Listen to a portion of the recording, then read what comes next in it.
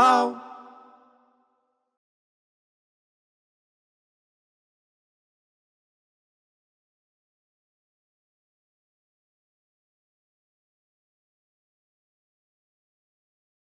Olá, começando mais um Cineclube Matinal, seu podcast de cinefilia. Eu sou o Roger Lerina e estou aqui no Estúdio Hall, em Porto Alegre, mais uma vez dividindo a mesa com meu amigo crítico de cinema e jornalista Marcelo Perrone. Salve, Marcelo. Salve, Roger. Olá, pessoal. Tudo bem? Beleza, tudo bacana. A gente está aqui em clima pós-carnavalesco já. Vamos falar de 3 filmes bacanas que estão chegando aí aos cinemas e também às plataformas de streaming e que tem a ver com premiações. 2 deles, pelo menos, estão concorrendo ao Oscar e vale muito a pena serem vistos. E a gente vai começar falando de Sirá, né, Marcelo? Esse filme estranho, impactante, um filme muito... eu diria muito sensorial, é dirigido por um realizador francês, mas atuante na Espanha e que gosta de filmar muito, não apenas na Espanha, mas também no norte da África, que é onde é ambientado esse longa Sirá. Esse drama está concorrendo ao Oscar de melhor filme internacional e também melhor som. Melhor som nas 2 categorias eu acho muito justa a indicação, mas especialmente melhor som, porque tem a ver com esse ambiente, né, Marcelo? Essa cultura das raves em lugares exóticos. Isso acontece no planeta inteiro, aqui no Brasil também. Festas que são em locais inusitados, não são abertas para todo mundo, tem que ser um insider, tem que estar muito por dentro para saber onde vai se realizar essa festa e o ambiente onde esse longa Sirá se desenrola é nos desertos do Marrocos, no sul do Marrocos, depois ali na região próxima à Mauritânia. São lugares assim muito ermos, desertos muito longe mesmo de aldeias, de qualquer muito contato com civilização, onde se reúnem pessoas das mais diversas origens, em geral são europeus, para curtir festas eletrônicas. Sim. Esse filme ganhou o prêmio do júri no Festival de Cannes de 2025. Tem o Sergi Lopes, que é um grande ator espanhol, como um protagonista. Ele vive um pai que está em busca da filha, a filha jovem, uma jovem mulher, que ele supõe que está numa dessas festas, porque ela gosta muito disso, e ela sumiu. Ele veio da Europa junto com com o irmão dela, o outro filho dele, um menino, de uns 12 anos, talvez menos que isso, e eles estão circulando por esses lugares, por essas festas, distribuindo panfletos com fotos da menina, tentando localizá-la, e eles entram, os dois, né, o Luiz, que é o Sergi Lopes, e o filho, que é o Esteban, o menino, o ator Bruno Núñez Arjona, eles entram em contato, então, com um grupo desses ravers, né, homens e mulheres que circulam por ali fazendo festa. Sim. Marcelo, o que tu achou de Sirá, que é um dos grandes, digamos assim, concorrentes do Agente Secreto nessa categoria do filme internacional e do Oscar? Eu gostei muito, sabe por quê? Porque ele me pegou de surpresa, assim, porque eu evito muito ler sobre filmes antes de ver. E é uma breve sinopse que eu tinha lido do Sirá. Ele indicava outra coisa, assim, inclusive indicava que era uma coisa mais voltada ao suspense, horror, uma coisa assim que era uma coisa meio nos clichês de uma garota desaparecida. Exatamente. O pai vai buscar e coisas estranhas passam a acontecer. Não é que isso aí não aconteça mesmo, mas não é esse o tom do filme. Não é esse o tom. O filme, ele parte de umas experiências reais do diretor, que ele viveu uma época no Marrocos e teve contato com essa cultura raver, que ela é um pouco diferente daquelas que a gente está habituado aqui com essas festas mais modernas, de música eletrônica moderna. Elas são festas, assim, geralmente por nômades, tem muito desses povo nômade, assim, que circulam, hippies tardios, assim, que pessoas que vivem em trailers, que acabam seguindo essas festas, que são normalmente feitas sem autorização, cruzam fronteiras, às vezes, de países, e o filme mostra isso, que vivem em conflitos de guerrilhas e guerras, e são personagens reais, todo aquele pessoal que está ali na festa foram recrutados pelo diretor a partir dos contatos que ele foi fazendo para fazer o filme. Não exatamente os personagens, com exceção, né, dos profissionais, mas todo os coadjuvantes, o povo que é os figurantes que estão ali, aquelas festas, de fato, são festas que estão sendo realizadas. Exato. Mesmo. Inclusive, a primeira festa foi uma festa que tinha quase 15 mil pessoas, assim, no deserto do Marrocos. E aqui no Brasil ela acontece. Esses dias, até lendo sobre o filme, diz que lá na Bahia, aquela região de Trancoso, lá rola. E o pessoal estava meio... O pessoal que foi fazer a reportagem lá disse que é estranha, porque as músicas são umas músicas muito sensoriais. Não é a música eletrônica que a gente está acostumado a ouvir de dançar. São umas músicas mais de transe. Fica aquela música. E o filme tem sons grave, uma coisa assim, que as pessoas... Que a gente mais sente no exato. Corpo a vibração do que exatamente escuta o som. É algo muito curioso. O filme inclusive, tem isso, né? O vídeo que eu vi do registro dessa festa, que era na Bahia, as pessoas estavam estranhando muito o jeito que os outros dançavam, que pareciam aqueles caras de fentanil lá nos Estados Unidos, ficam tudo feitos uns parados, feitos uns zumbis se balançando, e com a impressão de estarem literalmente viajando, e normalmente estão mesmo. E o filme, ele parte disso, o desenho de som, a trilha sonora, assim, ele é muito... E no cinema, com som alto, a gente consegue fazer uma imersão muito melhor do que ver esse filme quando ele eventualmente chegar nas plataformas de streaming. Tem que ver com som bem alto, porque faz parte da experiência vivenciar essa amplitude sonora. E como o Roger disse, é a busca desse pai pela filha, acompanhado do menino, e o que é legal no filme é que ele não te prepara para nada do que tu vai ver. Exato. Cada parada, cada etapa não adianta dizer, preparem-se, porque vocês vão se surpreender. Não vão estar preparados. Não estarão preparados. Porque realmente, assim, as coisas que vão ocorrendo, assim... frutos do acaso, do azar, assim, são muito impactantes, assim, e transmite essa sensação, assim, de estranhamento, principalmente do personagem central, né, que é um pai de família, um trabalhador que chega num ambiente totalmente inóspito e desconhecido, com pessoas que ele não entende, para tentar achar a filha e acaba vivendo com o filho caçula uma experiência muito transformadora, assim. E é muito, muito, muito impactante o filme, assim. É interessante que é um filme, como a gente já disse aqui, né, Marcelo, muito sensorial, e ele também ele é muito lacunar, no sentido de que não explica muito, e não é necessário isso para a fruição, para entrar...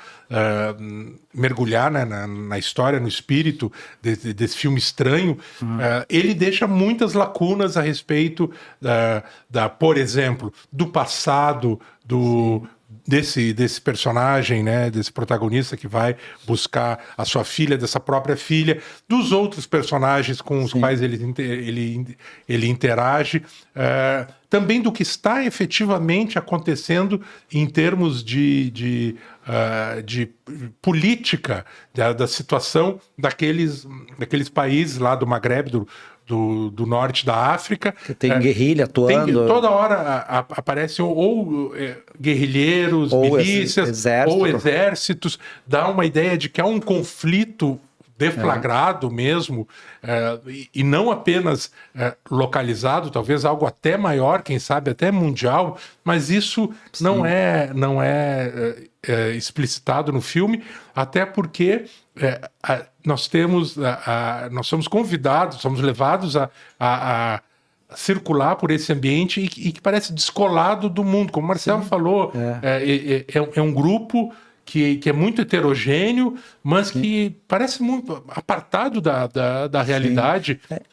E isso também tem a ver com esse título, né? Sirat, que é uma coisa mística, em árabe, né? É uma situação meio mística do que seria um caminho ou uma ponte sobre o inferno. Algo que... Paraíso e inferno, uma linha que faz essa ligação, uma linha fina, né? Que diz. Que é muito fina e que quem, né, as pessoas, os crentes, no caso, mas né, todo ser humano tem que passar para poder chegar a um outro ponto, passar por sobre o inferno. Então é muito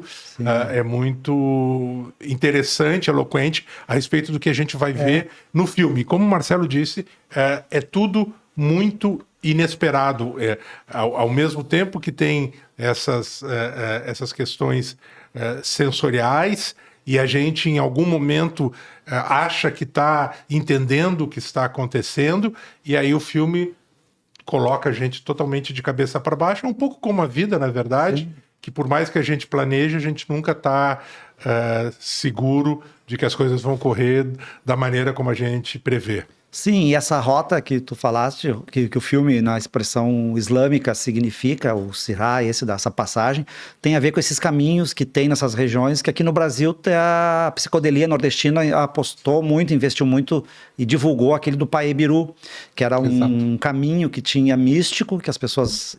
Quem entrava de um jeito não voltava do mesmo jeito que entrou. Isso rendeu várias obras musicais interessantes, aquela turma lá do Lula Cortez, do Alceu Valença, do Zé Ramalho. Então, e o filme ele investe nisso, porque esses frequentadores dessas festas são pessoas assim deslocadas do tempo e do espaço, assim, vivem nesse mundo próprio, místico deles mesmos. E esse tipo de cinema que apela muito aos estímulos visuais, e nesse caso desse filme muito particularmente sonoros, é muito característico desse diretor Olivier Lacks. Ele tem 4 longas apenas, mas todos eles foram muito bem recebidos pela crítica internacional, pelos festivais. Um longa de 2016, anterior dele, por exemplo, chama-se Mimosas. É um filme interessantíssimo. Eu não conheço. É um filme muito legal. Mimosas se passa também no Marrocos, ganhou o grande prêmio do júri, dos críticos, no Festival de Cannes, e também tem coisas estranhíssimas de berberes, aqueles grupos de beduínos circulando pelos desertos com carros e caminhões super potentes, em alguns momentos parece até como Mad Max. Sim. Então ele faz uns filmes muito, muito interessantes, muito curiosos, e a gente lembra novamente que o protagonista é o Sergi Lopes, que é um grande ator espanhol, que já fez muitos filmes, não apenas na Espanha, mas na França, na Inglaterra, aqui no Brasil até. Então é um grande ator e vale muito a pena ver. Esse diretor acabou se enrolando, né, Marcelo? Foi cancelado pelos brasileiros. Foi cancelado pelos brasileiros porque deu uma declaração muito infeliz a respeito da escolha, da indicação de o agente secreto, comentando... Que era a pressão dos brasileiros. Que os brasileiros são muito ativos na internet, o que é verdade, nas redes sociais, e que por conta disso os acadêmicos indicariam até um sapato, foi a expressão que ele usou. Ele foi muito feliz. Acho que eu entendi que ele quis dizer que na verdade ele estava talvez até tentando elogiar essa torcida brasileira, mas foi muito infeliz. Depois ele pediu desculpa e ele acabou sendo cancelado. Sim. Isso certamente não está ajudando a carreira do Sirá. Sim, exatamente. Para o Oscar. Mas é isso, vale a pena ver, independentemente dessa rusga aí com o agente secreto. Sirá, do Olivier Lacks, está entrando em cartaz, que concorre ao Oscar de melhor filme internacional, né? Melhor filme em língua estrangeira, perdão, e melhor som. A gente vai para o intervalo rapidinho, depois a gente volta com outro filme que também tem um título interessante. Nós vamos falar dele daqui a pouco.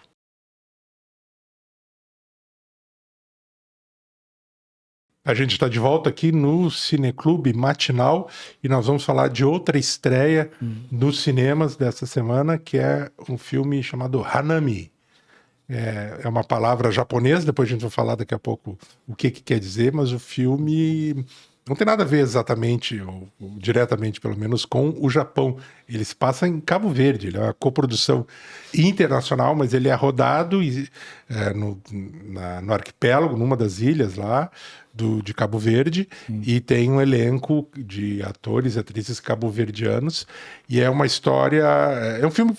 Já circulou em muitos festivais, ganhou alguns prêmios, e é um filme muito bonito do ponto de vista plástico, de fotografia. A fotografia é incrível, os cenários que são muito rústicos, desérticos lá das ilhas cabo-verdianas, e estão muito bem mostrados, funcionam muito bem com essa paisagem, também uma paisagem humana. O filme mostra muito as tradições, a memória ancestral, as relações comunitárias entre os moradores dessa ilha de Cabo Verde. Eu acho que eu falei Açores antes. Não, né? Cabo Verde, você falou certo. Eu falei certo, pensei que eu tinha falado Açores. Mas o filme acompanha especificamente a história de uma menina chamada Nana, que é deixada pela mãe logo ao nascer. O pai morre, é um pescador que morre no mar. Isso tudo está no começo do filme, não é nenhum spoiler, gente.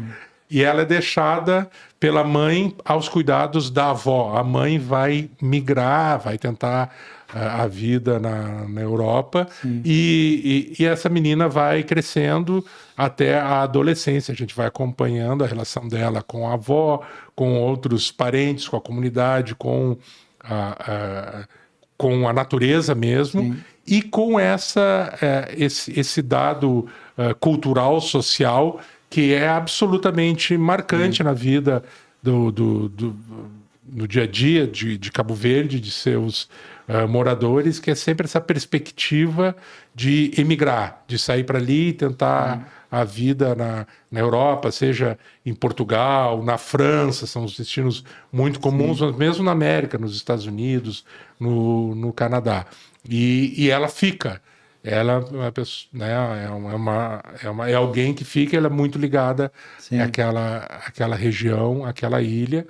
E o filme tem momentos poéticos, inclusive meio alegóricos, lá na metade do filme, em que entra a ideia de Japão, através de vulcão, e de um personagem que é um vulcanólogo japonês que surge meio inexplicavelmente no meio do filme, mas que dá um tom poético, lírico para a história.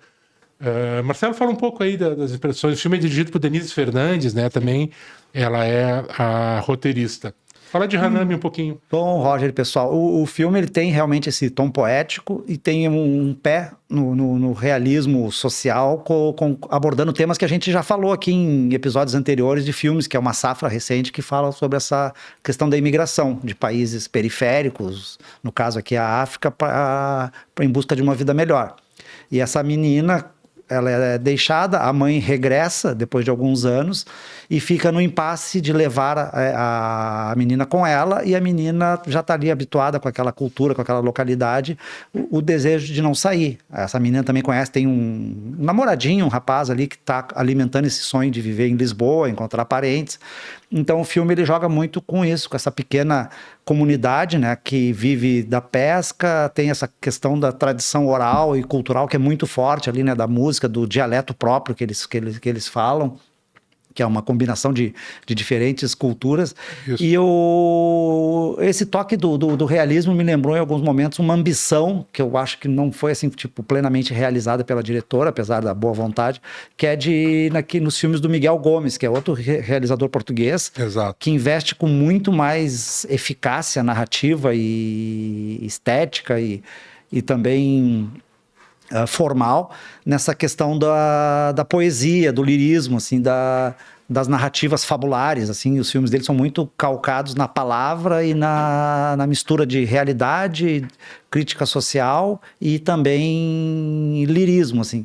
E eu acho que a diretora tenta investir nisso, mas o filme, talvez pela pela questão do elenco, é um elenco predominantemente amador de moradores locais, ele acaba não avançando muito, assim, ele fica muito circular, assim, né, nesse tema, assim, de apresentação meio antropológica daquele lugar, né? Tem isso. A gente vê quase como se fosse um documentário sobre aquela região e aquela cultura específica.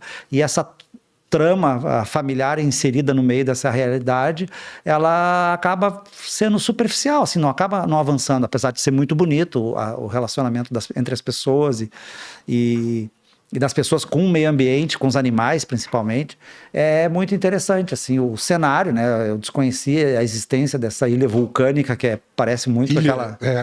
parece com as ilhas lá da Sicília, aquelas ilhas vulcânicas em Cabo Verde, assim, então esse aspecto cultural é interessante no filme. Mas acho que no frigir dos ovos é uma programação interessante para quem gosta de cinema periférico, assim, principalmente cinema africano, que pouco circula aqui no Brasil. Eu acho que é uma boa pedida, assim. E a menina é uma graça, né? A menina protagonista. Assim. Ela é muito expressiva e está muito bem, apesar de serem, eu acho que, como o Marcelo falou, atores e atrizes amadores, eles estão muito bem. Eu citaria ainda, Marcelo, outro realizador português que é ligado com essas questões de mostrar a vida, as gentes e também a relação desses insulares aí, desse pessoal de Cabo Verde ou dos Açores, né, com a Europa, com Portugal, que é o Pedro Costa, que fez alguns filmes assim que são incríveis, mais poéticos, mais bem realizados do ponto de vista dessa interação entre o lirismo, a poesia e o registro etnográfico social, que eu acho que é ambicionado aí pela Denise Fernandes em Hanami, que são filmes como Cavalo Dinheiro, Vitalina Varela, Casa de Lava, que ou são ambientados, né, nos arquipélagos, contando a história de personagens de lá desses lugares, Cabo Verde ou Açores, mas principalmente Cabo Verde, ou são ambientados em Portugal mesmo, com imigrantes contando as suas dificuldades, seus sonhos, a saudade de casa. Aliás, saudade é algo que está muito presente nesse Hanami, né? A gente lembra até a grande Cesária Évora, cantora cabo-verdiana, que uma das músicas de maior sucesso dela, inclusive, é chamada Saudade, né? Então essas lembranças, assim, essa vontade de voltar para a sua terra. E esse título Hanami, que é né, inusual, assim, porque é japonês, e Hanami significa uma atitude tipicamente japonesa, que é observar a floração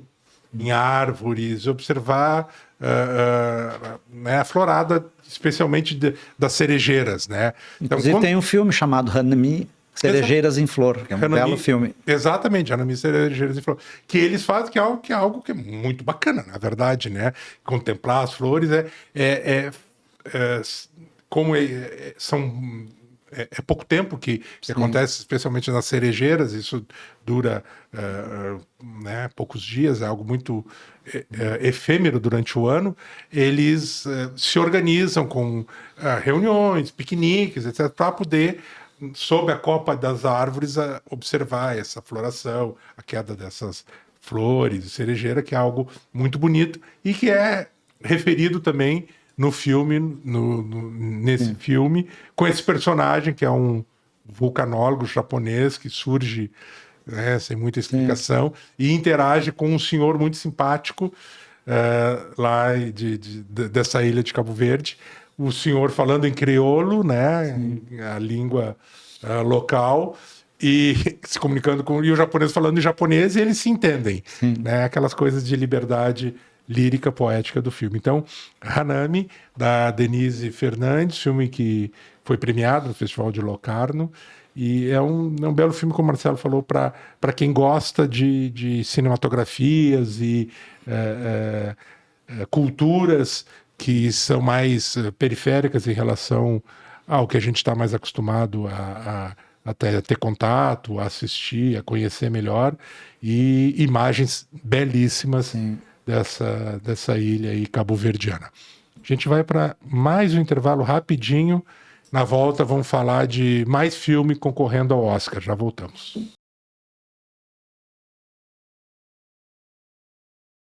A gente está de volta e vamos falar agora de um baita filme que já passou pelos cinemas, talvez esteja em cartaz ainda em algumas salas aqui no Brasil, mas já chegou recentemente no Amazon Prime Video. Isso. Então, plataforma de streaming já dá para recuperar, quem não viu. Que tem um título... hoje nós estamos com uns títulos inusitados. O título desse não é diferente. Se eu tivesse pernas, eu te chutaria.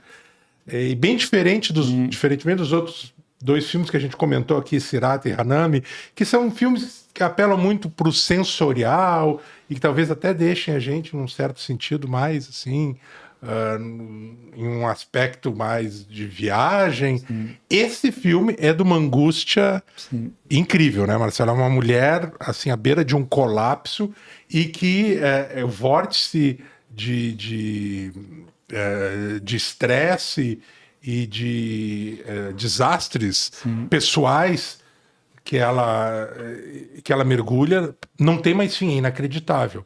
E tem uma atuação absolutamente fantástica de uma atriz chamada Rose Byrne.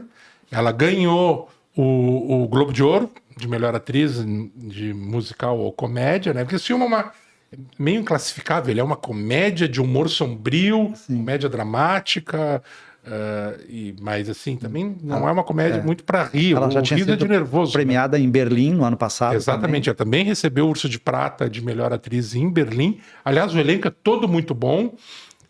E tem o Conan O'Brien, né? Apresentador de talk show. Apresentador de talk show, que está excelente no filme. Eu quero te ouvir falar. O filme de uma realizadora chamada Mary Brownstein.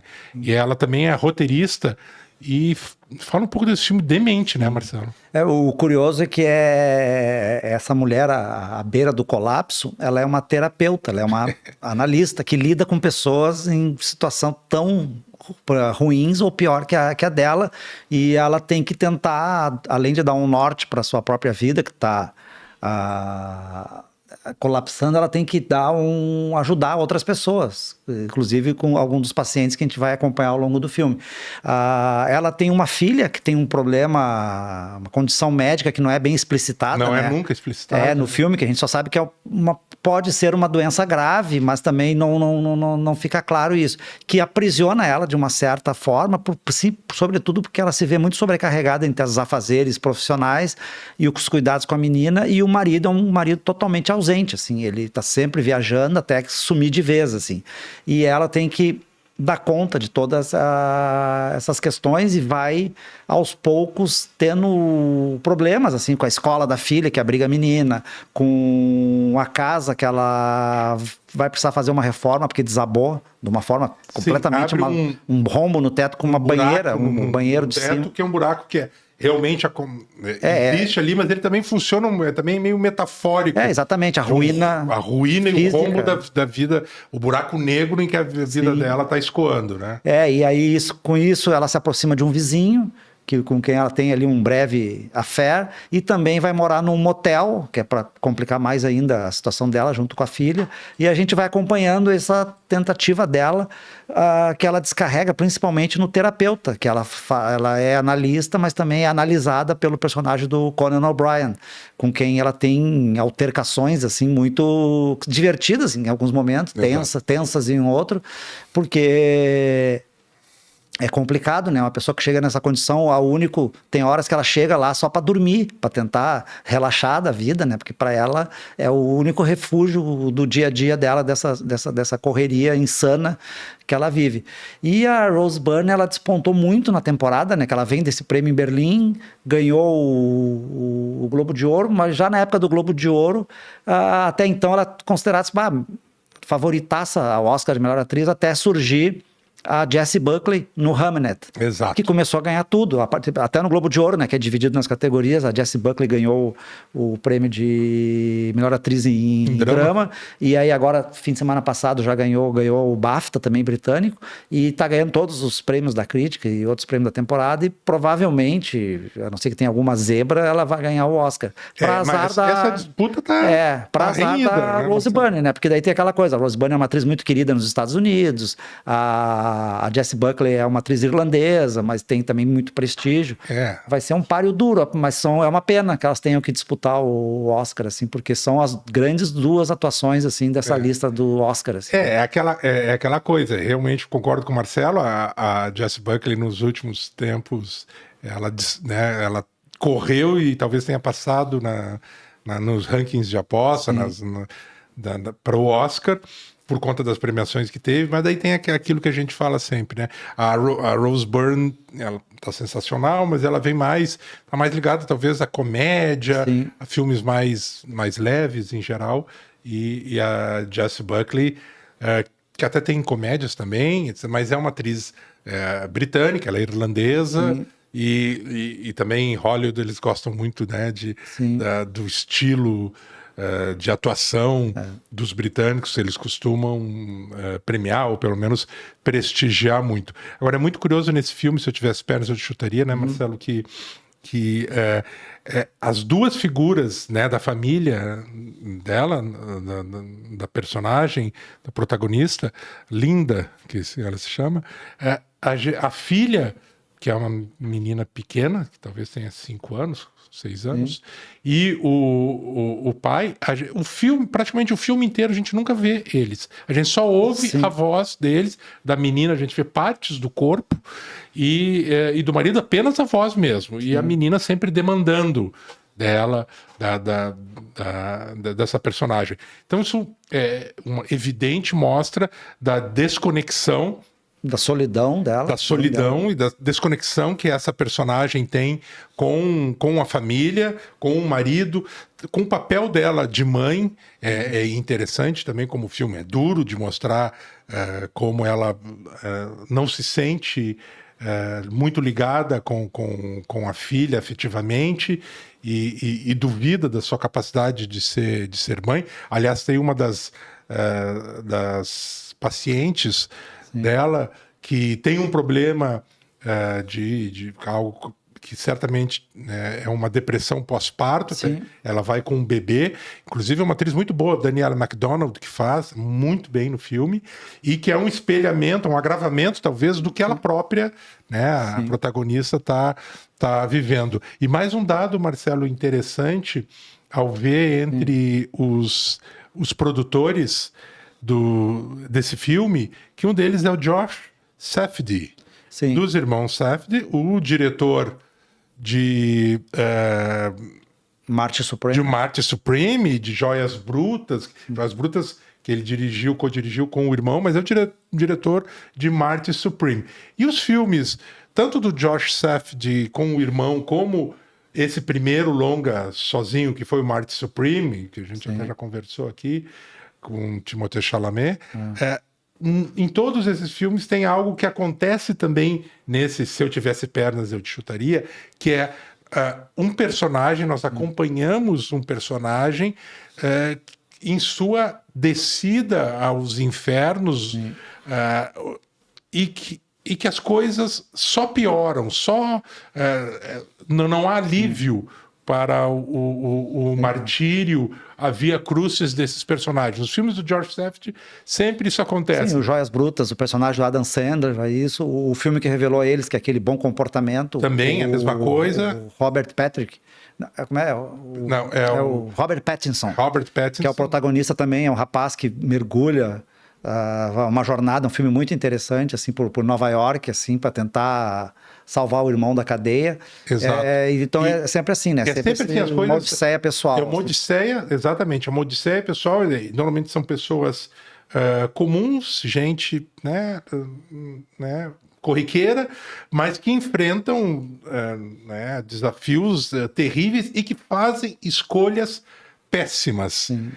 Entre escolher entre uma coisa e outra, entre uma coisa ruim e uma pior, eles escolhem a pior. A boa nem sequer entra em consideração. Então, são personagens que realmente são à beira mesmo de entrar num colapso. Muitas vezes eles acabam realmente sucumbindo.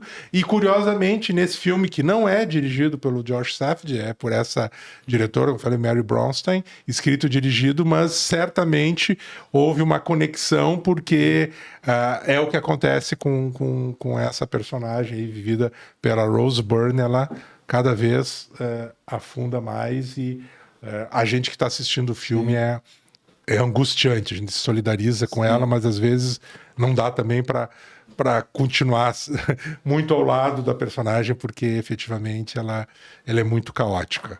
Certo. É isso, Marcelo? Certo, agora temos que esperar para os dados do Oscar serem jogados, né? Exato. Eu estava esperando chegar ao final aqui do nosso podcast para fazer um convite para vocês. Não queria falar antes, quando a gente estava falando de Sirat, porque talvez vocês fossem esquecer.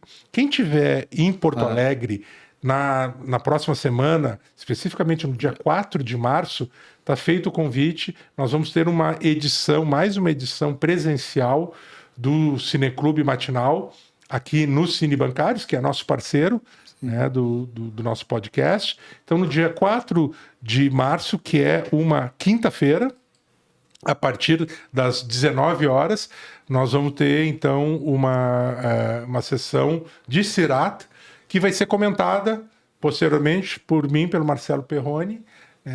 As pessoas estão convidados aí para a gente conversar sobre Sirat aí nessa sessão. Só uma observação, é quarta-feira. É quarta-feira? 4 de março então, é uma quarta-feira. É verdade, desculpa, não é quinta. Quarta-feira, dia 4 de março. Tá? Feito o convite, então. É isso. Esse foi, então, o nosso podcast Cineclube Matinal, que é uma produção da Matinal, em parceria com o Sindicato dos Bancários de Porto Alegre e região, e também com os Cine Bancários. O programa é gravado aqui em Porto Alegre, no Estúdio Hall. Tem roteiro e apresentação de Roger Lerina, de Marcelo Perrone. A produção é da Luísa Kiefer, do Felipe Speck e da Laís Escher. Aqui na técnica temos o Diego Dornelles, e a gente reforça o convite para seguir o perfil do Cineclube Matinal no Spotify, também na Apple Podcasts. Lembrando que toda quinta-feira tem um novo episódio aí para você acompanhar as novidades, as histórias aí do mundo do cinema, filmes que estão entrando em cartaz, e também filmes e séries que estão nas plataformas de streaming. Então tá, Marcelo, vamos dar um tchau aí. Tchau, pessoal. Tchau, Roger. Até a próxima. Tchau, Marcelo. Tchau, galera. Até a próxima quinta-feira. Tchau.